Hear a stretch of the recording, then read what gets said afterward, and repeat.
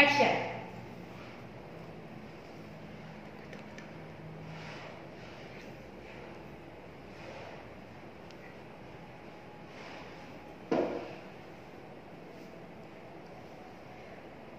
Selamat pagi pemirsa, berjumpa kembali dengan saya Vini Graciela Kindangen dalam live session Perang Melawan Narkoba.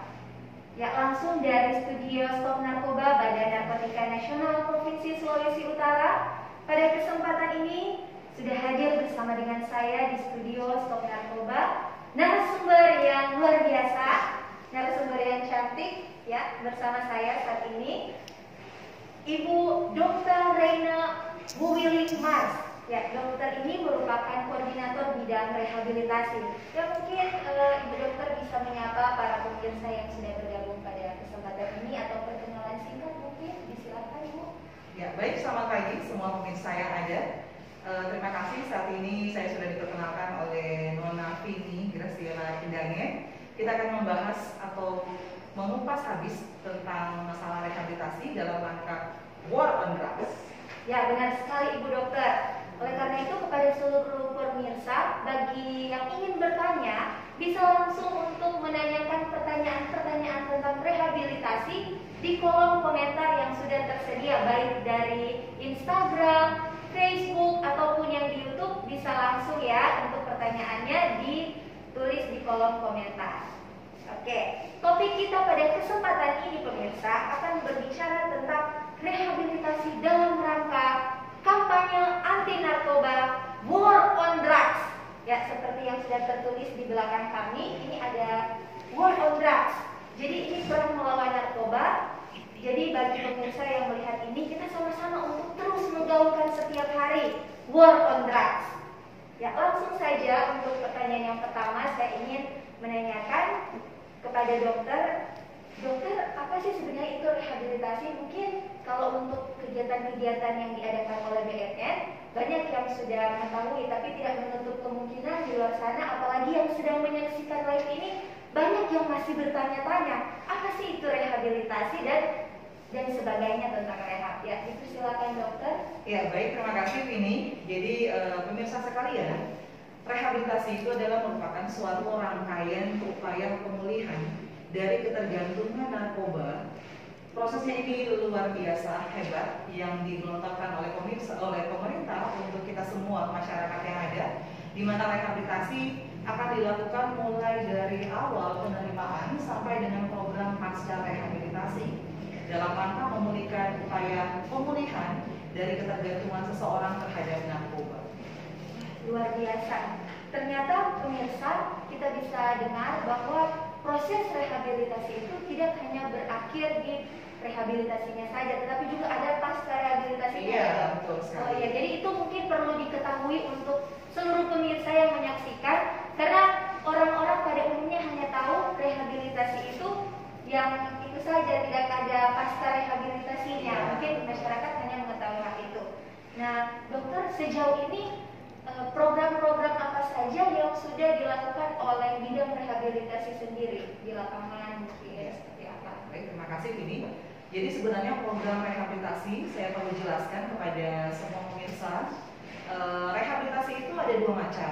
Jadi rehabilitasi dalam bentuk melaporkan diri atau voluntary atau secara sukarela, dan yang kedua yaitu rehabilitasi yang terkait dengan hukum atau istilahnya compulsory.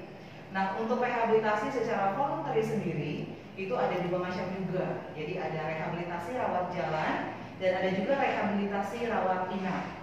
Bagaimana seseorang bisa mendapatkan layanan rehabilitasi ini? Nah, ini tentunya yang masih membingungkan ya mungkin untuk para pemirsa sekalian. Bagaimana sih saya bisa mendapatkan layanan rehabilitasi oleh Badan Narkotika Nasional Provinsi Sulawesi Utara?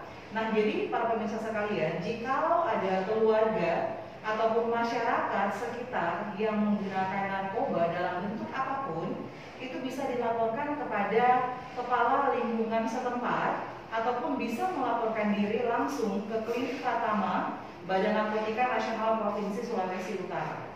Ketika mendapatkan layanan rehabilitasi, dijamin gratis, tidak dipungut bayaran. Nanti ketika akan masuk ke dalam Klinik Pratama ya Nona Vini, nanti akan ditentukan apakah seseorang ini akan mendapatkan layanan rehabilitasi rawat jalan atau layanan rehabilitasi rawat inap. Nah, setelah dia melayani atau menjalani semua proses layanan rehabilitasi dalam bentuk apapun, rawat jalan atau rawat inap, baru kemudian dia bisa menjalani yang namanya program pasca rehabilitasi. Nah, seperti itu Nana Vini. Oh, jadi seperti itu ya dok. Semoga informasi yang dokter sampaikan ini pemirsa boleh mencatat ya, sekedar informasi Klinik Pratama BNNP Sulut. Ya. Jadi itu perlu untuk pemirsa ketahui. Sudah ada di BNN Provinsi Sulawesi Utara, Jalan 17 Agustus nomor 03 Kecamatan Wanea. Jadi buat pemirsa yang mungkin punya kenalan seperti yang disampaikan oleh dokter tadi, tidak perlu malu-malu ya untuk datang ke kantor kami, karena kantor kami siap siaga selama 1x24 jam. Nanti akan ada satuan pengamanan yang nanti akan menerima pemirsa sekalian yang datang membawa kerabat atau saudara terdekat. Ya oke, kita lanjut. Ya, Nana Vini, mungkin sebelum itu Ya.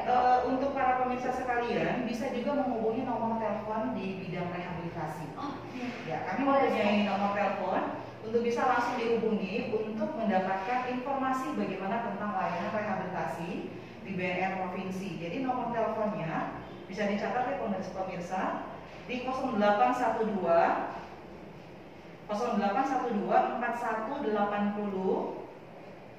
1068. Sekali lagi 0812 4180 1068. Nah itu ada petugas-petugas kami yang bisa memberikan informasi untuk pemirsa sekalian jikalau menanyakan tentang masalah rehabilitasi ini.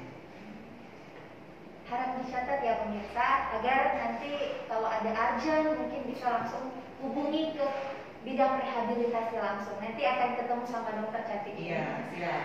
Oke, dokter, kalau misalkan di lapangan kita seringkali melihat banyak masyarakat yang masih kurang kesadaran untuk membawa kerabat-kerabat seperti yang dokter sampaikan tadi.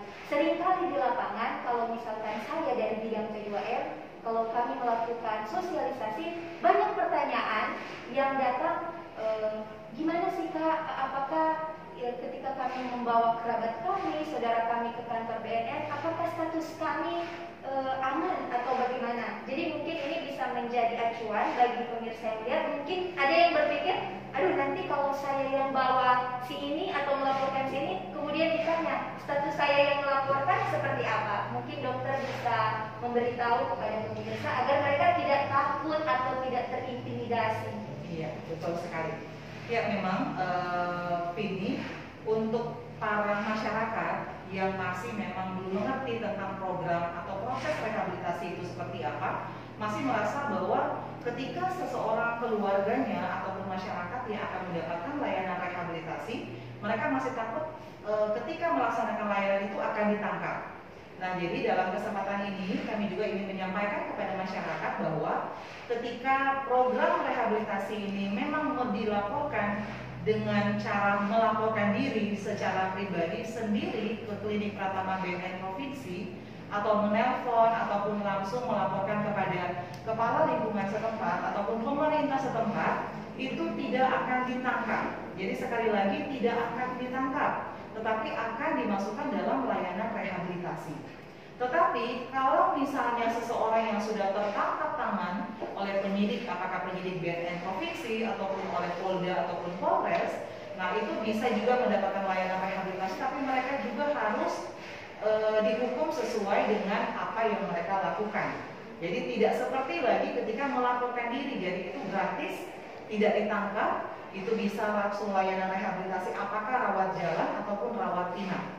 Nah bahkan pemirsa sekalian, saat ini bidang rehabilitasi BNN Provinsi sudah memiliki inovasi ataupun terobosan-terobosan agar supaya masyarakat ini bisa mendapatkan layanan rehabilitasi tidak susah dalam prosesnya. Jadi kalau misalnya masyarakat memiliki keluhan, silakan menelpon kami, dan kemudian ketika masyarakat tidak mau datang ke Klinik Pratama BNN Provinsi, nanti kami akan mengantisipasi di mana kita akan melakukan layanan rehabilitasi ini di kantor lurah setempat. Jadi kantor lurah setempat tempat tinggal dari masyarakat ataupun klien yang akan direhabilitasi, disitulah kami akan melaksanakan layanan. Jadi tidak perlu harus datang ke kantor, kami bisa melaksanakan layanan rehabilitasi ini di kantor lurah setempat. Oh, jadi BNN yang Iya, jadi langsung kita yang langsung. Wah, luar biasa Seperti ini itu. ya dok. Pemirsa, kurang apa lagi? Ternyata BNN ini semakin gencar ya dok, dengan inovasi-inovasi, terobosan-terobosan.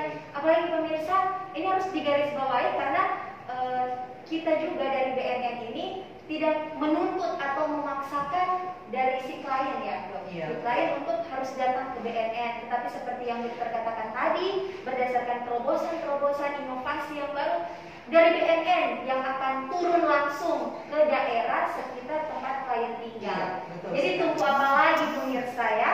Jadi kita tidak perlu merasa takut atau merasa terintimidasi. Iya. Nanti dokter-dokter bersama dengan tim yang akan turun langsung. Jadi tenang saja, tidak ada yang perlu ditakutkan ya pemirsa. Jadi dok, ini pertanyaan juga, sebenarnya rehabilitasi kalau bisa dilihat tadi turun ke lapangan, Iya. itu menandakan berarti rehabilitasi ini tidak semenakutkan yang dilihat oleh masyarakat ya betul dok. sekali. Proses rehabilitasi itu tidak sama dengan proses ketika ditangkap oleh para aparat penegak hukum. Jadi ingin kami perkenalkan juga tim yang termasuk di dalam proses dalam layanan rehabilitasi itu ada dokter, ada perawat, ada konselor, ada psikolog, ada juga petugas farmasi. Jadi kalau misalnya ketika ada klien yang membutuhkan layanan farmasi atau layanan kesehatan, itu nanti kami juga mempunyai petugas-petugas. Nah bahkan mungkin kalau misalnya ada klien yang memiliki masalah dengan kesehatan, memerlukan pemeriksaan lanjut, itu bisa juga kami rujuk ke puskesmas ataupun rumah sakit terdekat karena kami sudah melakukan MOU ataupun perjanjian bekerjasama dengan puskesmas ataupun rumah sakit terdekat, sehingga klien tersebut ketika menjalani layanan rehabilitasi ada masalah dengan kesehatannya, itu bisa langsung kami rujuk ke pusat kesehatan masyarakat terdekat.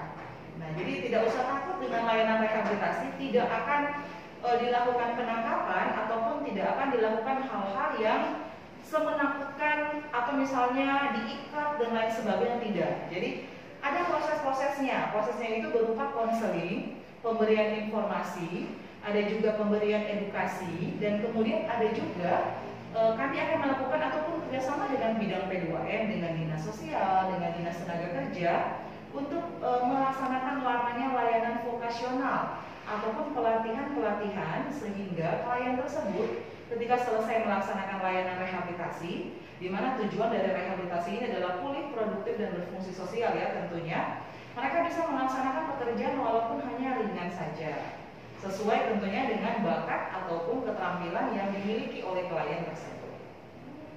Luar biasa, ternyata pemirsa memang menarik sekali ya untuk direhabilitasi. Jadi tenang saja, jangan perlu takut ya untuk datang direhabilitasi. Nah dok, mungkin bisa diberitahu kepada pemirsa yang menyaksikan tempat-tempat di mana saja yang sudah MOU dengan BNN, mungkin termasuk puskesmas atau rumah sakit yang ada di Kota Manado, agar bisa terjangkau oleh pemirsa yang menyaksikan. Ya, jadi untuk pelaksanaan layanan rehabilitasi sendiri, pemirsa sekalian, bisa mengakses klinik Pratama Badan Narkotika Nasional Provinsi Sulawesi Utara, ataupun bisa juga di Badan Narkotika Nasional Kota Manado yang berada di daerah dekat Rumah Sakit BKMM ya, di Bumihiur, ya di Kelurahan Bumihiur. Kemudian ada juga puskesmas yang sudah kami latih untuk melaksanakan layanan rehabilitasi. Jadi silakan datang untuk di seluruh Kota Manado. Saya rasa hampir semua puskesmas sudah pernah kami latih ya untuk pelaksanaan layanan rehabilitasi ini, ataupun rumah sakit terdekat. Kalau misalnya pemirsa masih rasa tidak nyaman, tidak enak untuk ke puskesmas ataupun ke rumah sakit karena merasa bahwa saya adalah seorang penyalahguna narkoba, saya malu untuk diketahui oleh banyak orang, silakan menghubungi kami. Kami juga bisa melaksanakan di kantor lurah setempat. Nah, jadi dekat dengan tempat tinggal masyarakat, dengan orang-orang yang klien kami kenal, sehingga mereka merasa tidak malu ataupun merasa tidak terintimidasi, dan mereka bisa merasa nyaman ya untuk melaksanakan layanan rehabilitasi ini. Jadi yang orang-orang yang mereka ketahui adalah orang-orang yang bergaul dengan mereka setiap hari. Betul sekali. Iya. Berarti ini sangat bagus ya dok. Jadi pemirsa bisa dicatat mungkin ya tadi Klinik Pratama BNNP Sulut, BNN Kota Manado, bisa ditulis alamatnya agar supaya ketika melaporkan tidak ada yang bingung-bingung mau kemana dan seperti apa. Apalagi ini dok di tengah pandemi ya, masih era new normal. Jadi patut juga untuk diperhatikan protokol tetap kesehatan. Walaupun kami berbicara soal rehab, tapi patut untuk kami terus selalu ingatkan kepada pemirsa untuk selalu melakukan 5M ya. Jangan lupakan protokol tersebut karena itu menyangkut juga kesehatan kita ya dok. Tidak apa-apa saya singgung sedikit ya pemirsa.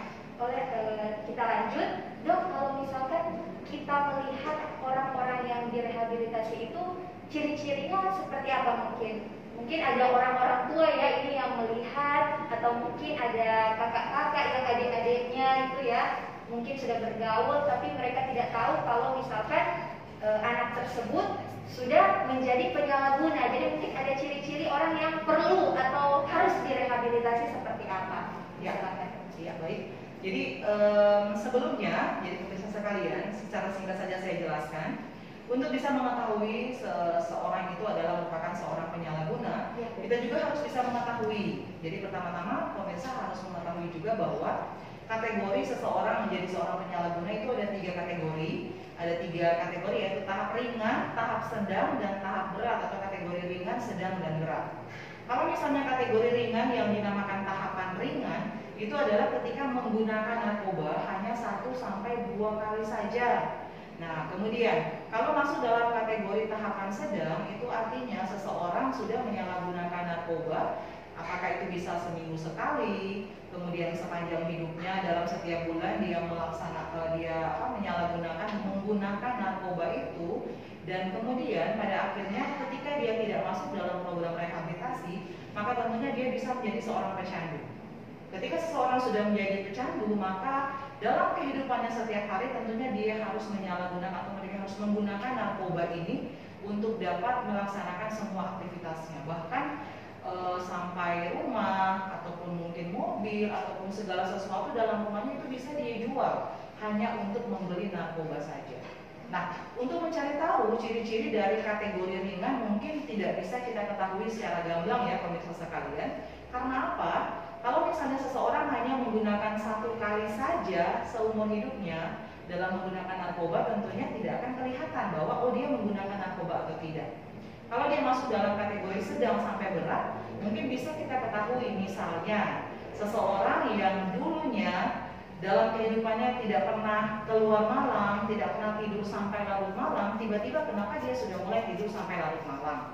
Dan kemudian seseorang yang dulunya adalah seorang pria yang kemudian sangat senang aktivitas di luar rumah, tapi kenapa dia tiba-tiba sering mengunci diri, mengurung diri di kamar. Dan kemudian seseorang yang dulunya berprestasi di sekolah, sangat aktif, kalau sekarang memang tidak sekolah secara tatap muka konvensional, tapi mungkin di rumah Bapak Ibu sekalian juga bisa melihat kenapa anak saya ini yang dulu berprestasi, yang ceria, kenapa tiba-tiba saat ini sekarang sudah malas lagi untuk belajar, kemudian suka sekali keluar rumah, yang saat ini sebenarnya kalau dalam pandemi COVID itu tidak boleh keluar rumah, sering murung, sering merasa sedih, tidak merasa ada semangat dalam melakukan semua pekerjaannya. Itu juga merupakan salah satu tanda. Tetapi untuk memastikan bahwa anak Bapak Ibu sekalian atau masyarakat menggunakan narkoba, tentunya bukan cuma dilihat dari ciri-ciri narkoba tadi saja ya, Vini. Itu kita harus pastikan dulu tentang dengan cara bisa melakukan tes urin, dan juga bisa kita lakukan dengan cara mengasesmen, mencari tahu apakah memang seseorang ini menggunakan narkoba atau tidak. Nah, untuk Bapak Ibu sekalian, jangan takut, jangan malu, silakan bawa, tapi jangan dulu langsung menjudge, menstigma bahwa oh anak saya ini menggunakan narkoba. Bawa dulu ke klinik Pratama BNP Sulut untuk dilakukan pemeriksaan, kan? Dilakukan pemeriksaan baru bisa diketahui bahwa oh ya anak saya menggunakan narkoba atau tidak. Bisa jadi mungkin dia hanya putus cinta atau yang lainnya ya, mudah-mudahan lagi galau ya. Jadi anak-anak muda jangan galau-galau ya, kalau galaunya jangan lari ke narkoba, karena narkoba itu nggak keren ya. Narkoba itu sangat membawa kita kepada jurang kebinasaan ya. Iya betul sekali. Apalagi war on drugs ini ya. Kita harus bersama-sama memerangi narkoba narkoba. Iya, benar sekali. Kalau misalnya rehabilitasi bukan berarti ketika rehabilitasi kita perang, kita mau masuk ke dalam penjara, tidak, tapi bersama-sama masyarakat. Kalau ada keluarga masyarakat yang menggunakan narkoba, masih kita perangi dengan cara melakukan rehabilitasi sehingga dulunya anak ini menggunakan narkoba, masa depannya ini tidak akan rusak karena narkoba. Jadi anak itu bisa terselamatkan masa Iya, depannya. betul sekali. Jadi pemirsa, war on drugs itu harus selalu kita gaungkan setiap hari. Jadi rehabilitasi itu sangat penting, bukan hanya untuk ya di pikiran yang secara awam saja yang kita ketahui, tetapi benar-benar kita mendukung BNN bersama dengan stakeholder, instansi terkait bekerja sama untuk sama-sama kita war on drugs, perang melawan narkoba. Dan apa yang sudah dokter katakan tadi memang sudah menjadi poin-poin yang luar biasa. Saya kira ini sudah sangat mengena ya kepada masyarakat, karena banyak hal-hal yang pastinya pemirsa tidak tahu sebelumnya. Jadi harap untuk diperhatikan, karena dalam memerangi bahaya narkoba ini tidak hanya dari BNN saja. BNN sendiri tidak mampu jika tanpa dukungan dari masyarakat untuk melaksanakan war on drugs ini. Jadi apa yang sudah dokter sampaikan, mulai dari ciri-ciri, rangkaian rehabilitasi seperti apa dan bagaimana kiranya ini dapat diaplikasikan dalam kehidupan setiap hari, artinya dilaksanakan. Jangan hanya sekedar terima informasi pemirsa tetapi tidak melakukan itu, artinya tidak ada respon dari masyarakat, nanti tidak sejalan, kerjasama tidak sejalan. Dan mengingat waktu juga ya pemirsa, untuk kesempatan ini mungkin sebelum penghujung ini live ini selesai, saya ingin meminta pesan-pesan atau motivasi dari dokter sendiri kepada masyarakat yang mendengarkan atau kepada generasi muda, kepada pemirsa yang menyaksikan, motivasi-motivasi dan pesan-pesan terkait bahaya narkoba. Mungkin sebelum pesan-pesan, apakah mungkin ada pertanyaan dari pemirsa? Boleh sekali. Ini sejauh ini apakah ada pertanyaan? Ya, mungkin kalau ada pertanyaan bisa nanti disampaikan di kolom komentar ya pemirsa, nanti bisa kami Jawab pada besok hari. Ya, betul sekali. Ya, baik, untuk pesan untuk pemirsa sekalian, untuk masalah rehabilitasi ya. Kalau misalnya seseorang menggunakan narkoba, masa lalunya menggunakan narkoba, hari ini dia tetap menggunakan narkoba, jangan sampai terlambat untuk direhabilitasi agar supaya masa depannya tidak rusak karena narkoba. Asik sekali. Ada slogan mungkin paling terakhir dokter, slogan tentang rehabilitasi atau bahaya narkoba untuk menjadi penutup pada saat ini? Apa ya? War on drugs, say no to drugs, and stop narkoba. Luar biasa dokter. Terima kasih banyak ya dok sudah boleh hadir di studio Stop Narkoba. Jangan lupa buat pemirsa saksikan live War on Drugs setiap harinya langsung dari studio. Besok masih ada juga ya pemirsa di jam 10 dan juga jam 2 siang. Jangan lupa untuk mengajak juga teman-teman yang lain atau saudara